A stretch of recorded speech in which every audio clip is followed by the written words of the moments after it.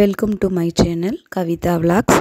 இன்றைக்கி இந்த வீடியோ பதிவில் நம்ம பார்க்க இருப்பது பிஎட் ஃபர்ஸ்ட் இயர் ஃபர்ஸ்ட் செமஸ்டரில் இருக்கக்கூடிய கான்டெம்பரரி இந்தியா அண்ட் எஜுகேஷன் அப்படிங்கிற பேப்பரில் தான் சில 5 மார்க் அண்ட் 10 மார்க் கொஸ்டின்ஸ் வந்து பார்க்க போகிறோம். ஸோ எதுக்காக இந்த கொஸ்டின் வந்து நான் உங்களுக்கு வீடியோவாக போடுறேன் அப்படின்னா, இதை ஃபஸ்ட்டு நீங்கள் கேளுங்க.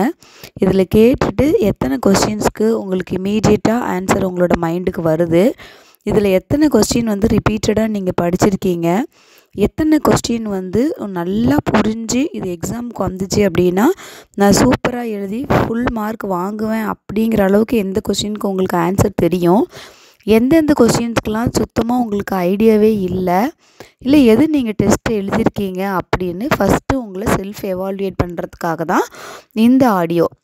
ஸோ இதை ஃபஸ்ட்டு நீங்கள் கேட்கும் பொழுது நீங்களே உங்களை செல்ஃப் எவால்வேட் பண்ணி எவ்வளோக்கு ஆன்சர் தெரிஞ்சிருக்குன்னு பார்த்துக்கலாம்.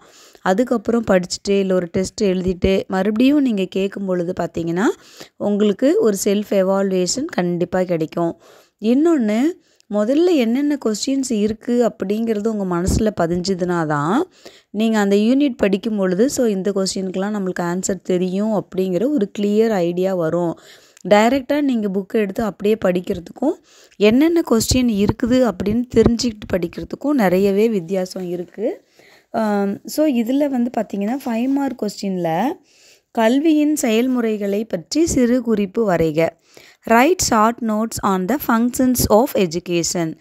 கல்வி மற்றும் தத்துவத்தின் பலதுறை தன்மையை விவரிக்க.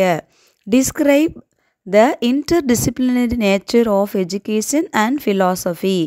கல்வியில் உலகளாவியமயமாக்கல் அடைவதற்கான சவால்களை விளக்குக. Explain the challenges in achieving universalisation of education. Next, பயிற்றுவிக்கும் மொழி பற்றிய தாகூரின் கருத்துக்களை தெளிவுபடுத்துக. வந்து elaborate the views of Tagore on medium of instruction. கல்வியில் சமத்துவமின்மைக்கான காரணங்களை ஆராய்க. Analyse the causes of inequality in education. Kothari கல்விக்குழுவில் திருத்தி அமைக்கப்பட்ட மும்மொழி கொள்கை பற்றி விளக்குக. Explain the modified 3 language formula of Kothari commission. Next 10 mark questions பார்த்திங்கன்னா நீங்கள் எழுதும் பொழுது ஒரு சினாப்சிஸ் போட்டு எழுதுங்க. அதில் ஒரு இன்ட்ரடக்ஷன், அதுக்கப்புறம் அந்த கண்டென்ட்டு, அதுக்கப்புறமா ஒரு கன்க்ளூஷன் போட்டு நீங்கள் எழுதுங்க. சப்ஹெட்டிங் எல்லாமே அதிலே கொண்டு வந்துடுங்க. பார்க்கும் பொழுதே நீங்கள் நல்லா படிச்சிருக்கீங்க அப்படின்னு சொல்லி வேல்யூ பண்ணுறவங்களுக்கு தெரியணும். கல்வியின் வகைகளை விளக்குக. Explain the types of education. Next, கல்வி என்பது சமூக நீதிக்கான வழிமுறையாகும். நிரூபி. Education as a means of social justice. Justify. 10 mark question எழுதும் பொழுது பார்த்தீங்கன்னா கண்டினியூவாக 10 மார்க் கொஸ்டினை நீங்கள் எழுதிருங்க. இடையில வந்து 5 மார்க் கொஸ்டின் எழுதிட்டு அதுக்கப்புறம் 10 மார்க் அந்த மாதிரி கலந்து எழுதக்கூடாது. உங்களுக்கு 10 மார்க் கொஸ்டின்ஸ் நல்லா தெரியுது அப்படின்னா அந்த பார்ட்டை ஃபுல்லாக கம்ப்ளீட் பண்ணிவிட்டு 5 மார்க் கொஸ்டின்ஸ்க்கு போங்க. இல்லை 5 மார்க் கொஸ்டின் தான் நல்லா தெரியுது அப்படின்னு சொன்னோடனே அதை எழுதிட்டு இதுக்கு போங்க. ஸோ ஃபஸ்ட்டு நீங்களுக்கு நல்லா தெரிஞ்சதை எழுதும் பொழுது தான் உங்களுக்கு எவாலுவேஷன் பண்ணுறவங்க நல்லா படிச்சிருக்கீங்க அப்படின்னு மார்க் போடுவாங்க. சரியாக தெரியாததே ஃபஸ்ட்டு எடுத்து வச்சிங்க அப்படின்னா அந்த அளவுக்கு தான் உங்களுக்கு மார்க் கிடைக்கும். ஸோ இதெல்லாம் வந்து ஒரு டிப்ஸ் தான். நெக்ஸ்ட் பார்த்திங்கன்னா சமூக பன்முகத்தன்மையின் நிலைகளை விரிவாக விவரிக்க. Describe the levels of social diversity in detail. பன்முகத்தன்மை மீதான நேர்மறை எண்ணத்தை உருவாக்குவதில் கல்வியின் பங்கினை விவாதிக்க. Discuss the role of education in creating positive attitude towards diversity. Next, RMSA உள்ளடக்கிய கல்வி. அதாவது உள்ளடக்கிய கல்விங்கிறது நீங்கள் இன்க்ளூசிவ் எஜுகேஷன் பற்றி எழுதணும். கல்வியின் 4 தூண்களை விளக்குக.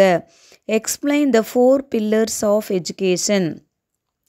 சுதந்திரத்திற்கு முன்பான மொழி கொள்கையை ஆராய்க. Analyse the language policy during the pre independent India. மொழி கொள்கையானது நமது அரசியல் அமைப்பில் முக்கிய அம்சமாக விளங்குவதை ஆராய்க. Examine the language policy as an important aspect of our constitution. சமமின்மையின் வகைகள் பற்றி ஒரு கட்டுரை வரைக. Write an essay on the types of inequality. கல்வியின் மூலம் சமூக சமமின்மையை நீ எவ்வாறு அகற்றுவாய்? How will you eliminate social inequalities through education?